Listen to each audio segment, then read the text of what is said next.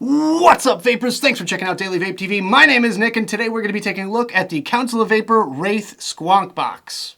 Alright, I know what you guys are thinking, and yes, I shaved my beard, but I did it for a good reason. Alex Clark from CASA approached me at Vape Showcase Dallas, and he basically said, if I can get 50 letters to thank Ron Johnson for everything that he's done for the vaping industry, will you shave your head? And I said, yes.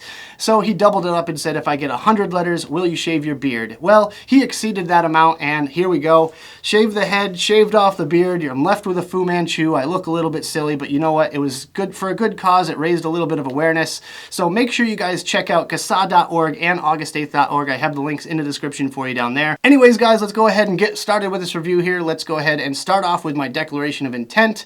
Yes, I did receive this product for free from the manufacturer for the purpose of doing this video. However, it has no monetary value to me, which means my opinions on it will remain honest and unbiased. With that being said, I would like to give a huge shout out and thank you to the people over at Council of Vapor. They've been sending me their products for a very long time to try out for all of you guys out there. So thank you so much, Council of Vapor. I really do appreciate it.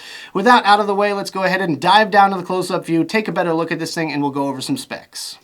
Alright, ladies and gentlemen, here we have the Wraith Squonker in its original box. So let's go ahead and take a look around the packaging. Of course, you have your lovely, classy Council of Vapor packaging, which you're probably used to by now if you've been watching my channel. Wraith logo, Squonker 80 watt, all that good stuff. You have Facebook and Twitter information there. Wraith logo on either side, and Squonker 80 watt on the top. This is actually just a sleeve. It comes right off. You have a silver embellishment of the actual mod there, which is really nice. I like that. And there we go. Box is open. Here we go. We have the Wraith. We're just going to set that aside for now. We have the Wraith Addy. There you go. We have extra package of screws and O-rings, of course. We have a choice between a clear or a smoked bottle. Obviously, I've been using the smoked one because I think it looks a little bit classier. And the little Facebook thing, so you can visit their Facebook page by scanning that QR code, and you might win a mod, an Addy, or a coil head. So there you go, if you guys want to check that out. Scan your screen. Moving that aside, let's take a better look at this thing. Alright, so as you can see, I've installed the atomizer. Now let's just show you how to install the battery and how the bottle goes in. Just this little flap that opens up just like that. Just a little kind of push over and up. No spring action to this device here. Really wish that they kind of would add something. It just kind of flops around all loosey-goosey. Not a big fan of that, but here we go. We have the bottle. This is the 12 mil capacity bottle. That just kind of slides right in just like that. It kind of has a little springiness to that, so it kind of ejects every time you take the battery out. Wish they would have added some sort of foot or something like that that you can slide over to lock it into place. That would have been a nice addition, but no such luck there. We have our battery, so that goes in positive side up, just flops in, bing, bang, boom, locks into place, and that's how you install everything. So let's go ahead and show you guys the screen. As you can see, the device auto powers on. I have it set to 75 watts right now. You can adjust the power mode, standard, powerful, or soft by holding this button down here. And when it starts blinking, you can just adjust it like so. I'm going to keep it on standard. And if you hold the positive button up here, you can actually adjust the wattage by memory function. And you can adjust the wattage for these memory functions in the menu system, which is 5 clicks. There we go. Power off, up and down, turns off the device. Mode, power, or temp control, you can use either or. Next up, we have auto adjust power. I'm not a huge fan of that feature because it just kind of gives me a weak hit, so not a huge fan of that. Also, as you just saw, the screen just turned back to the menus, or the original menu screen, or out of the menu screen rather. Not too psyched about that. Doesn't really give you quite enough time. I wish there was kind of like a 5-second delay rather than a 3-second delay. So here you go. Here you can adjust your wattage in 0.1 increments, and that's going to lock it into place. If you want it set to a specific wattage, there you go. Rotation 180 degrees, there you can flip the screen. and then exit menu. So plus or minus will exit the menu right there, brings you out to the main screen. So let's go ahead and show you what's under the hood here. Let's start off with the drip tip here, because I do have a few things to mention about it. As you can see, it has the Council of Vapor honeycomb style airflow system, anti-splashback, all that good stuff. Really, I don't feel like it makes that much of a difference. I still get some splashback. It still feels kind of weird and funky to me. Not a huge fan of that whole system. They kind of had it right with the Royal Hunter, but then they kind of screwed it up once they started adding all the turbos and stuff into it. But yeah, there's that. The very sharp Delrin drip tip, I believe it's made out of Delrin. I'm not actually sure. It feels kind of plasticky, kind of cheap, kind of thin material, but it's very sharp at the top, so not a huge fan of that. And it kind of wobbles around, which, I mean, that just bugs the hell out of me because I have like OCD, but maybe it won't bug you guys. It has 8 separate airflow vents all the way around, and as you can see right here, it has the different adjustments here. It has infinity, which is kind of weird, in infinite airflow apparently. You can switch it to 4 holes open or 2 holes open, but it's a little bit hard to see which holes are actually open so that you can properly align everything. I just keep it on infinite because that way I could just take my cap off and put it back on at any position and I don't have to really worry about it. But taking the cap off now, there we go. The O-rings, really good, really solid O-rings. Not any complaints about that whatsoever. So here you can see the 2-post deck and the squonk pin right in the middle there. That is actually where the juice comes out, right in the center. Not too deep of a juice well. It's probably about 4 or 5 millimeters. Usually I like a nice deep juice well, especially for something of a squonker where it could go up and over the sides. However, I have had 0 leaking issues. 0, nada. You might be able to see that my post is a little bit wobbly here. Yeah, that happened when I was doing my build video. Kind of cranked down on it a little bit too hard, but really feels cheap to me. I mean, they're using really good insulators. I think they should kind of back it up with build quality of the actual posts themselves. Negative posts, obviously, haven't had any issue with because I think it's milled right into the deck. But either way, the positive pin could be a little bit chunkier, a little bit better quality. Leaves something a little bit to be desired there. But the O-rings, like I said, very good quality. They stick on there really nice. The threads, buttery smooth, no problems there whatsoever. You can see the underside of the RDA portion. Very nice engravings as per usual. And you have your squonk pin in there and your 510 threads. Very nice, very clean. Yeah, like I said, no leaking issues, no issues with, getting too much squonk. Usually when I press all the way down on the actual bottle, it gives me a full dripper full and it just soaks right into my cotton and just goes back into the bottle. So there you go. The button, really nice button, nothing too fancy, nice and clicky. Don't know if you guys can hear that, but very nice and clicky buttons. No complaints about the buttons whatsoever. You have your little carbon fiber grip here, which is nice, very comfortable. No complaints about that. The rubberized grip feels good. The bottle has a nice amount of squishiness. It doesn't feel like it's going to ever break on me or leak on me or anything like that. 0, 0, 0 issues here as well, which is great. But then we come down to the bottom. Now, as you might be able to see here, we've got a little play going on, which is kind of similar to the battery magazine from the Tempest. Very similar issue to that, where it just kind of hangs off like that. Definitely a build quality issue. Not a huge fan of that. It feels like it's going to fall apart on me, so that's just going to be a major flaw in the design as far as I'm concerned. Really wish they would have done something to prevent that. Maybe added an extra screw or something like that in there. I really feel like that would kind of prevent that issue. So as far as the nitty-gritty details about this, it is obviously a single 18650 battery mod, as I showed you. Maximum output wattage is 80 watts. Temperature control range is 200 to 600 degrees Fahrenheit. It has an all-in-one squonker device, versatile temperature control module, premium zinc alloy construction, rubberized paint finish, stunning carbon fiber inlay, as I showed you there, soft curvature design, intuitive OLED display, bottom loaded battery cover design, bottom feed juice design, squeeze juice section for dripping right here, 510 threads. As far as the dripper is concerned, 23 millimeters in diameter, stainless steel construction, 2-post velocity style design, deck milled negative posts, peak insulators, single or dual configuration for coiling, fully adjustable airflow control, turbine curved wide bore drip tip, squonk ready hollow center pin, and a 510 connection. So that is the nitty gritty details about the Wraith Squonk Box. Let's go back to the main screen, have a quick vape on this thing, and we'll talk about it some more.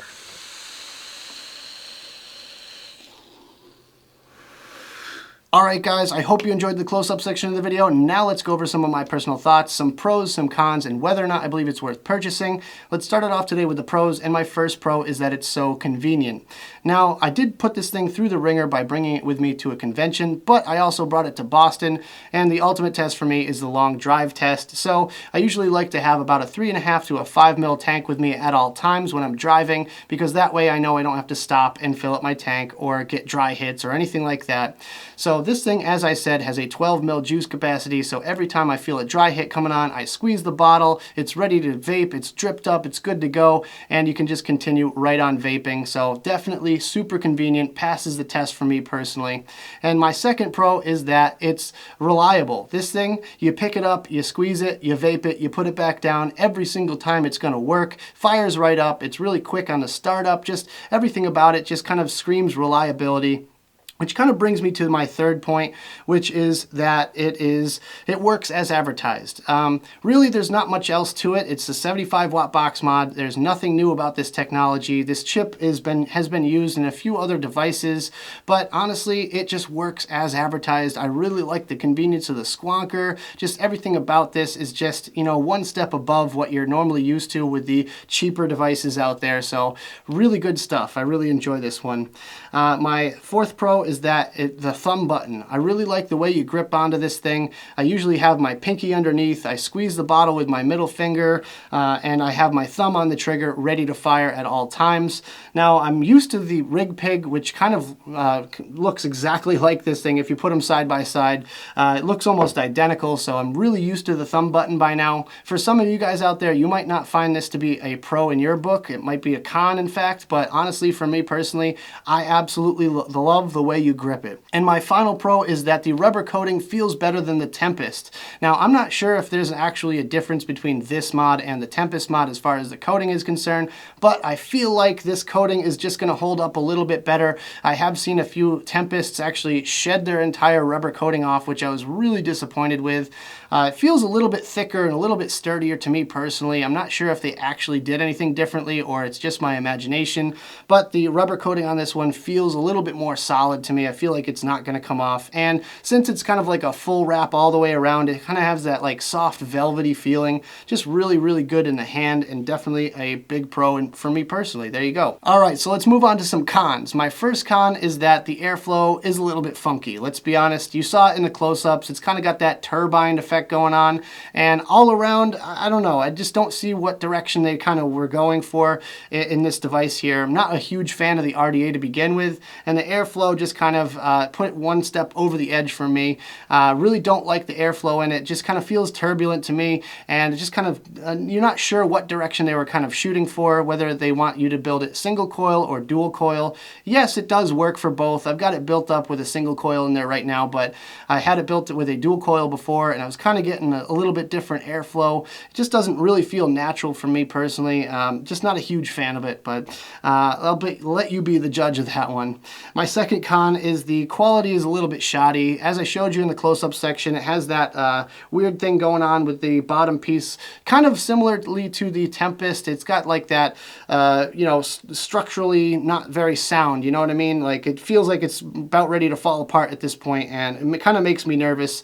That started to happen maybe about a week into using it, so I'm kind of glad I held off on doing this review for a few weeks.